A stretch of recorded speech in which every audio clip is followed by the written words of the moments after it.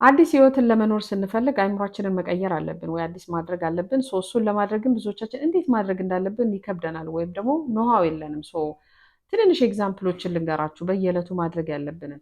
ለምሳሌ በየቀኑ ስልካችንን ስክሮል ስናደርግ በቀኝ እጃችን ነው የምናደርገው። ያ ማለት አእምሯችን የለመደው ልክ ስክሮል ማድረግ ስናስብ ቀኝ እጃችን ነው አክቲቬት የሚያደርገው።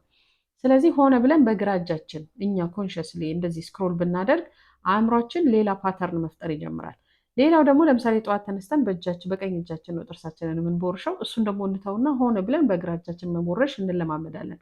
እንደዚህ ፓተርኑን ኢንተራፕት ማድረግ ወይም ደግሞ አዲስ ፓተርን እንዲለምድ ማድረግ ትልልቅ የምንላቸውን የህይወት ሂደቶችን በሙሉ ወይም ደግሞ ትልልቅ ስኪሎችን በቀላሉ እንዲለምድ አእምሯችንን የምናበረታታበት ትንንሽ መንገዶች ናቸው እና በየዕለቱ የምናደርጋቸውን የተለመዱ ነገሮች የቻልናቸውን ነገሮች በአዲስ መንገድ ማድረግን እንድንለማመድ ለመንገር ያክል ነው። መልካም ቀን።